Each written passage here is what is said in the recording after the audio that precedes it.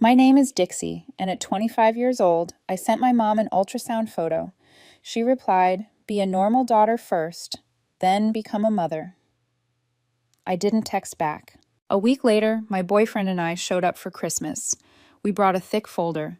My mom went completely pale when she found out what was inside. If you have ever felt betrayed by the people who should have been your biggest supporters, let me know where you are watching from. Honestly, we weren't planning to come at all. I had already made peace with the idea that this would be my first Christmas dinner without my mom's forced toasts or my brother's judgmental glares from across the table. We had movie tickets. My boyfriend Marcus even booked a table at a cozy little pizza place where no one knew us and no one asked questions. But then there was the folder. It sat on our table like an unanswered question, like a letter you keep meaning to send but always tuck back into the drawer. And I realized, no, we're going. Because in that house, I've been the quiet one for too long, the version of me that never spoke up. It was time to say something, even if the words were printed on paper. As we pulled up to the house, I found myself rehearsing their lines in my head, word for word, like a play I'd seen too many times. Same dialogue, same cast. Only this time, the understudy walked in without permission. My mom opened the door like we were late to opening night and had ruined the whole production. "I hope you're not here to cause another scene," she said before even saying hello. That last message was enough. Message as in the ultrasound, the image of a growing life. But to her, it was just more proof that she had a difficult daughter. "Merry Christmas," Marcus said dryly. We stepped inside. I didn't take off my coat. I wasn't ready to feel comfortable. Everything looked exactly the same as always. Lights, candles, a table straight out of a catalog, white linens, perfect plates, and not an ounce of warmth. My mom's holiday aesthetic is picture perfect, with zero emotion. Feelings mess up the centerpiece. My stepdad was in the recliner watching TV, as usual. He nodded to Marcus, not to me. Some traditions never die. Tyler was flopped on the couch like he was born there. He looked me up and down and snorted. "Wow, no shame, huh? Showing up with a belly after everything." I didn't respond. Marcus tightened his grip on my hand. "After what exactly?" he asked calmly. "Oh, don't play dumb," Tyler said. "The whole family knows how Dixie acted. It was disgusting. Mom was losing her mind from the stress. And now she's pregnant by some random guy and still has the nerve to show up." "Some random guy?" Marcus raised an eyebrow. "Tyler, that's enough," Mom cut in sharply. "I asked you to behave today. At least behave." Tyler laughed. "She sends us an ultrasound like it's a party invitation. And now she's having a baby in her boyfriend's basement, and we're supposed to clap?" I walked to the table. The folder was still in my hand. "I didn't come here asking for help," I said. "That's not what this is. Then what is it?" Mom said as she set a salad bowl down. "Another performance, Dixie? This is Christmas, not your personal manifesto." "I just wanted you to look at me," I said. "Not like a failed experiment that didn't go according to plan." Mom straightened. "We've always fought for you. You were a difficult child. After your father died, you changed. We saved you. We did everything by the book, and how did you repay us? Silence. Defiance. Now this pregnancy." "Wow," I said. "You make it sound like I stole your house." "Don't exaggerate," she snapped. Then, with a glance at the folder, "What is that anyway? Another accusation?" I didn't answer. I just sat down, placed the folder beside my plate. Tyler snorted. "Let me guess. Another list of complaints. Maybe a printed out guide to how to speak to Dixie without triggering her." "I don't owe you any explanations," I said. "You want to read it? Read it. But don't." Silence followed, long enough that if a fork had dropped, it would have sounded like a gunshot. My mom looked at me like an actress who'd gone completely off script. "You're just making things worse for yourself," she said suddenly. "You don't understand. You're not ready for this. You can't even handle your own life, and now you're bringing a child into it." "Worse," I said, standing up, "would be going back to living under your control. I'm done asking for permission, even if you still think I'm supposed to." My stepdad stood for the first time all evening. He looked directly at Marcus. "If you put her up to this, you should leave before it gets ugly." Marcus held his gaze. "I didn't put her up to anything," he said. "I'm just standing by her. The rest is her choice." My mom picked up the folder, opened it just for a second, and in that second, everything shifted. Her face drained of color. She sucked in a breath. My stepdad rushed over. Tyler dropped his fork. I just stood there watching, silent. "You didn't," my mom whispered. "You already filed this?" "Merry Christmas," I said. Marcus, let's step outside for a bit. It's getting a little stuffy in here. They stayed behind reading. I walked out into the cold, into the backyard I used to hate, and for the first time in years, I could breathe. When I was 8, my dad died. It wasn't sudden. He'd been sick. He knew he was leaving. The last 6 months of his life were spent fighting the illness and trying to leave behind something that would protect me. He was the only person in my life who looked at me and didn't see a burden. He saw a person. Even when I drew on the walls with markers, he laughed. Even when I brought home a failing grade, he said, "What matters is that you tried." Once it became clear the treatment wasn't working, he started putting things in order. He wrote a will. He met with lawyers. He talked to an estate attorney about how to make sure my rights would be protected, even if my mom had other ideas. I didn't know it at the time, but he set up a trust. All his savings, the house, everything. It was locked away from me until I turned 25. No one, not even my mother, could touch it without a court order. He left it all to me because he knew she wouldn't always be on my side. After he died, the house went quiet. Not because of grief. Grief is loud. This was something else. The atmosphere shifted. My mom stopped being a mom and turned into a project manager. I wasn't a daughter anymore. I was a task. It didn't take long for Greg to show up. He moved in a couple of months later. Within a year, they had Tyler, and I stopped existing as an individual. Or at least that's how it felt.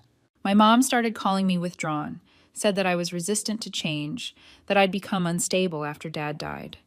Every attempt I made to express myself, art, music, writing, was brushed off as attention-seeking. But Tyler? Tyler was sunshine. Tyler was our sweet boy. Tyler was their real child. When I was 14, my mom dragged me to a family therapist. All I'd done was spend too much time reading and not enough time pretending to be fine. They gave me a vague diagnosis, something about emotional instability, and just like that, my mom and Greg filed for guardianship. Officially, it was to make life easier for you. In reality, it was to control everything. I couldn't open a bank account, couldn't sign up for classes without approval, couldn't even go on a school field trip without a written explanation. I tried to push back, but my mom would say, "You know how you get. This is for your own good." Greg didn't say much. He just signed whatever she gave him. He almost never spoke to me directly, but he always backed her up. They couldn't touch the trust. But one day I overheard my mom on the phone with a man I didn't know. She said, "There's still a chance to gain control of the assets if we can prove she's financially incapable." At the time, I didn't understand what that meant. Later, I understood it too well. My mom kept insisting I had nothing, that I'd be lost without them, and I believed her. Because when someone calls you too difficult, too unreliable, unfit for adult life for long enough, you start to believe it too. Meanwhile, Tyler got everything. New phones, trips, lessons, a car. At 16, he used to laugh at me and say, "Mom says you had another episode." He always knew he was the favorite. He never hid it. The only time I started to feel like a real person again was when I left home. At first, I moved into a rented apartment with help, since I couldn't sign the lease myself. Then I found a job at a library. But legally, I was still under guardianship. Every time I tried to sign a lease or fill out a form, they blocked it. "She's unstable," my mom would say. "She'll hurt herself if we stop supervising." And then Marcus happened. We met at a charity event. I was volunteering. He was there with a university legal clinic that helped people who couldn't afford lawyers. We got to talking. I lied at first. Told him I was just helping out for fun. He didn't buy it. He asked, "Do you ever feel like your life keeps happening without your permission?" We kept talking after that. He didn't push. He just listened. A couple weeks later, he asked me to get coffee as friends. We talked for 2 hours straight. At one point, I realized I wasn't waiting for the moment he tried to fix me, because it never came. He didn't see me as broken. He didn't flinch when I talked. He saw me. I'm not sure exactly when it became more than that. Maybe it was when he called me smart for no reason, not like it was a compliment, just a fact, said gently, like he actually meant it. Or maybe it was when I fell asleep on his shoulder and didn't wake up with a jolt. It didn't feel sudden. It felt like someone opened a window in a room that had been suffocating. Within a month, he knew my story. Within 2, I had gone through an independent psychiatric evaluation. No pressure, no family connections, just a licensed specialist with no agenda. The report was clear. I was fully competent. There was no reason for the guardianship to continue. Marcus helped me gather everything: reports, records, emails, legal forms. He even found evidence that my mom had tried years earlier to gain access to my trust by contacting an old lawyer friend. We built our case, filed everything, and then we decided we're not doing this quietly. No sudden court orders, no behind-the-scenes paperwork. We're showing up on Christmas. We'll place the folder on the table. No yelling, no threats, just a simple reminder. I'm not their project. I'm a person. When I stepped out onto the porch, the air felt too sharp even for December. I folded my arms, not from the cold, but because everything inside me was shaking. Not from fear, from freedom. It felt like my body didn't know how to exist outside the cage, like it was still looking for the bars. Marcus stood next to me. He didn't say anything, just looked at the house, the one that had kept me like a goldfish in a tank.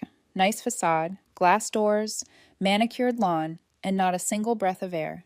You sure they should be reading it alone? He asked quietly. That's the point, I said. No interruptions, no monologues over my voice.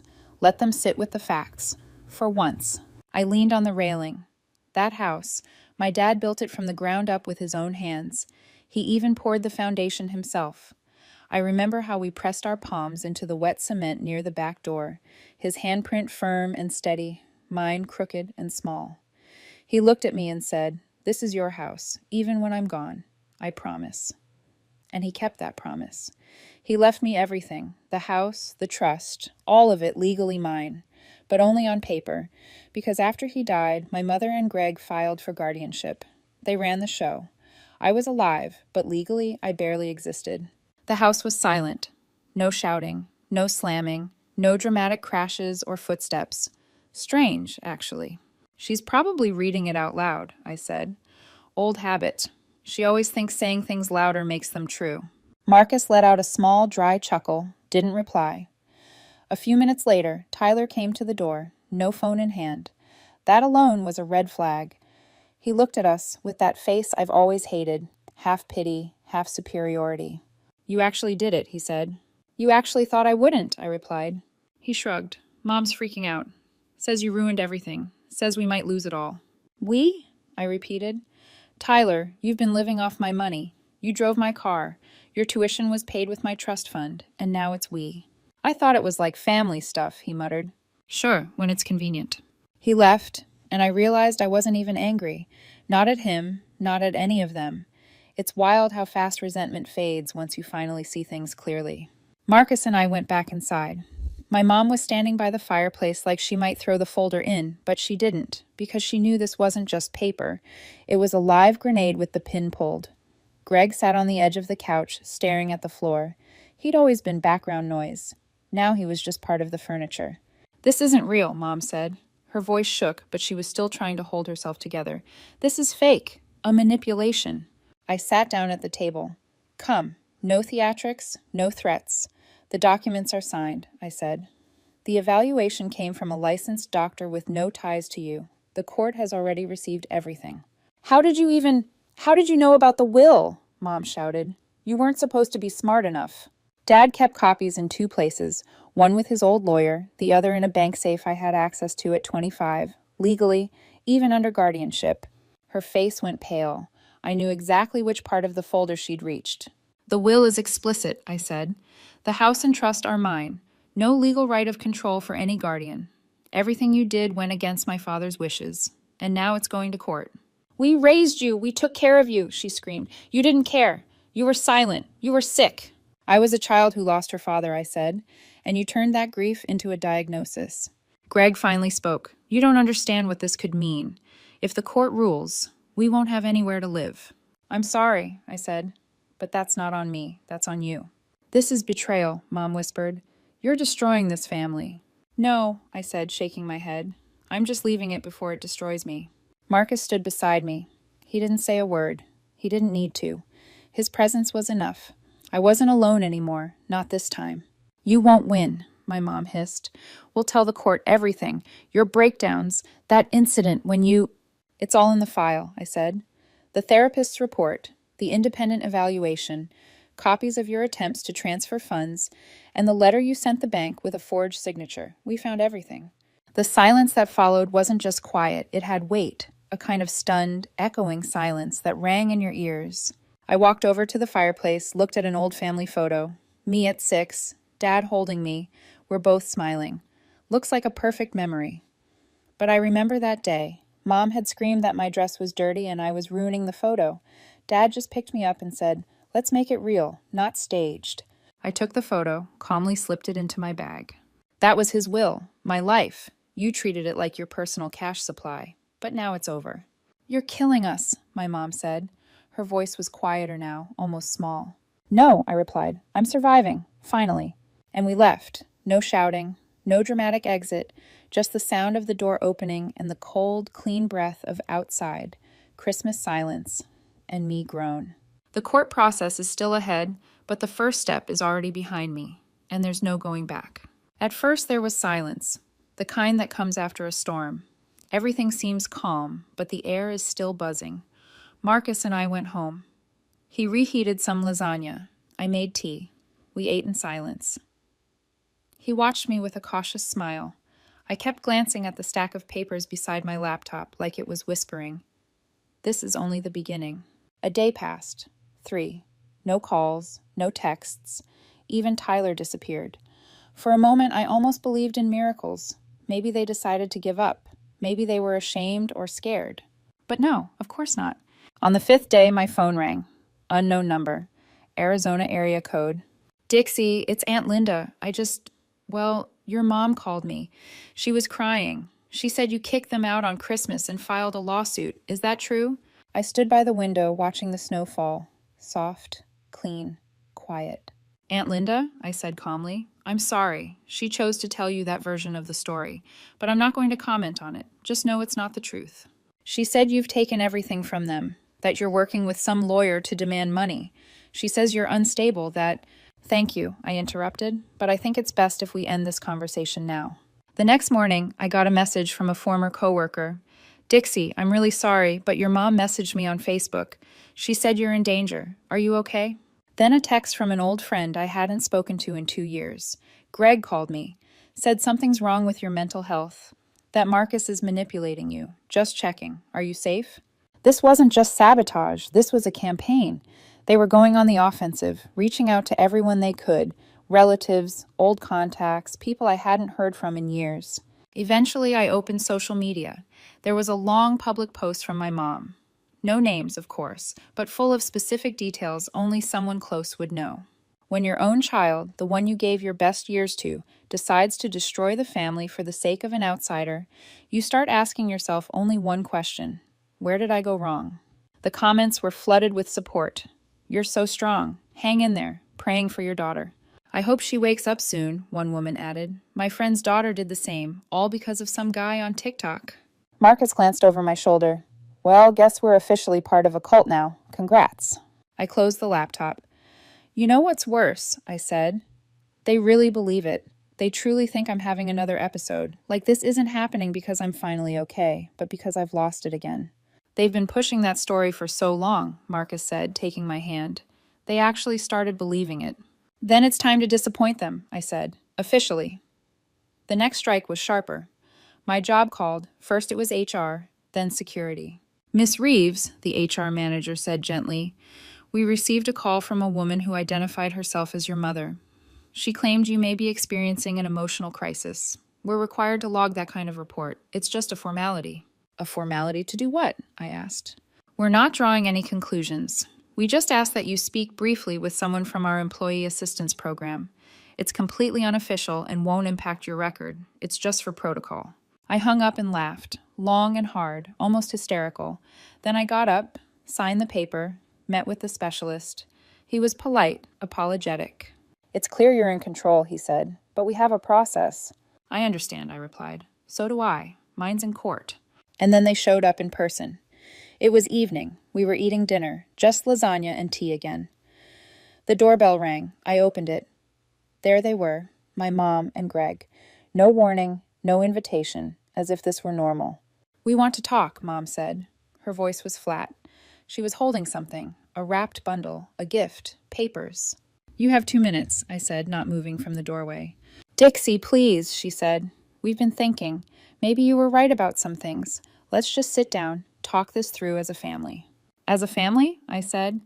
"You already had your family meeting. It's all over Facebook now. Please get off my porch." Greg stepped forward. "You don't understand where this is headed. You've started a legal process. We have connections, money. We can stop this, or we can make it worse." Marcus stepped out of the kitchen. "If you don't leave," he said, "I'll call the police. And yes, your visit is already recorded." They didn't leave immediately. Before turning away, my mom leaned in and whispered, "You'll think this over. You know you can't do this on your own." 2 days later, I got a court notice. They'd filed a counterclaim.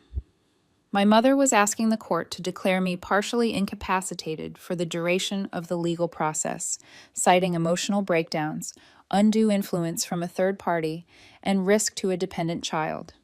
The documents were printed on expensive paper, signed by an expensive lawyer. Visually impressive, substantively empty, but loud. I sat with it in my hands, and for the first time since Christmas, I was scared. Not because they might win, but because they were speaking for me again. And their voices were louder. "I'm tired," I whispered. "I just wanted to breathe without screaming, without having to justify my existence." Marcus placed his hand on my back. "They don't speak for you anymore," he said. "Now they're just yelling over you. We won't let them." And I knew this wasn't over, but I wasn't alone, and I didn't belong to them anymore. But they don't know how to let go. I know how not to come back. A week after we received my mother's countersuit, Marcus began gathering everything for court. He organized the full case file, the independent psychiatric evaluation, statements from a licensed social worker, screenshots of conversations, audio recordings of my mother insisting I was incapable of making decisions. He sent it all as a formal evidence packet to the court. "This isn't just paperwork," he told me. "This is your passport to a real life." The hearing was scheduled for late February. By then, I wasn't afraid anymore. I was angry and ready. My mother and Greg tried to delay things. They switched lawyers, filed motions, stalled, but the judge wasn't buying it. Even the court seemed tired of their games. I showed up to the hearing in a plain gray dress. No makeup, no jewelry. I wanted them to see me as I was, an adult and unafraid. The judge, a calm, no-nonsense woman in her 50s, ran the hearing with quiet authority. We submitted our documents. I answered every question clearly. No nerves, no doubt. My mother didn't look at me. Greg sat there like he had a secret weapon in his back pocket. Their attorney tried to frame it all as a messy family dispute, but the judge wasn't interested in drama. She brought it back to the facts. And then she gave her ruling. The guardianship was terminated, effective immediately. I was declared fully competent. Any future attempts to interfere would be considered a violation of the law. I sat with my back straight, and for the first time in years, I felt free. A week later, the court launched an investigation into their financial activity during the years they held legal control. They ordered a formal audit of the trust my father had left me. While I technically owned the trust, my mother and Greg had held access, and they'd used it like it was their personal checking account. The results were staggering. The money had been spent on Tyler's college tuition, family vacations, home renovations, paying off Greg's personal debt, debt taken out in my mother's name. The court saw it clearly. They'd abused the trust. We filed a separate claim for financial exploitation, and the court ruled Greg and my mother were ordered to repay the misused funds, plus a penalty, plus all of my legal costs. That's when it came out. They didn't have the money. The house I'd grown up in, they'd treated it like theirs for years, but on paper, it still belonged to me. When the guardianship ended, I regained full legal control. Marcus and I hired a property specialist to assess the house. It was a disaster. They'd taken out loans against it, mortgaged it multiple times. The debt now outweighed the home's value. With legal help, I reclaimed the property, and then we made a choice. Sell it, pay down what we could, close the chapter. I didn't want to live there again. Too much history, too much pain. Selling it felt like peace. A few weeks later, a letter arrived from Tyler. An actual paper letter, like it was 1997. No apology, just blame. "You destroyed this family. Everything we built, you chose a stranger over us. Hope you're happy, because no sane person will stand by you now." I didn't respond. I put the letter in a box with court documents. Not out of sentiment, just as a reminder of the past I don't need to revisit. My mother and Greg got divorced. He moved out soon after they lost the case. I didn't go looking for updates, but some news reached me anyway. She moved into a cheap apartment, tried to get a job for the first time in years. She told some relatives I'd betrayed her, but once the truth came out, many of them distanced themselves. A few even reached out to apologize. I didn't answer all of them, not out of anger, just because not everyone deserves a second chance. Once I had full control over my inheritance, I started rebuilding my life. No revenge, no wasting money, just reclaiming what was always mine. Marcus and I rented a small house on the edge of Portland. Not a mansion, not a dream home ad, but it was quiet and it was ours. I planted basil on the kitchen windowsill. Every day, I breathed a little easier. I work remotely now, teaching online courses, consulting, writing the occasional article. And I've started writing again, about life, about choice, about freedom. Marcus jokes that I should write a book, maybe one day. On a shelf in our living room, there's a photo of me and my dad. I'm 6 years old, smiling with my whole face as he lifts me into the air. Next to it, my ultrasound, my future child, a new life, no chains. I'm still learning how to live without fear, to quiet that old voice in my head that whispers, "What if they come back?" But now I know. They might try, but I'm no longer the same. They always said I'd fall apart without them, but the only thing that fell apart was the cage they built around me. Sometimes I still ask myself, was I too harsh? Maybe I should have let it go. Maybe I shouldn't have gone to court. Maybe I didn't need to open old wounds. But if I hadn't, they never would have learned one simple truth. I'm not their property. What do you think? Did I go too far or finally far enough? If you enjoyed the story, hit subscribe.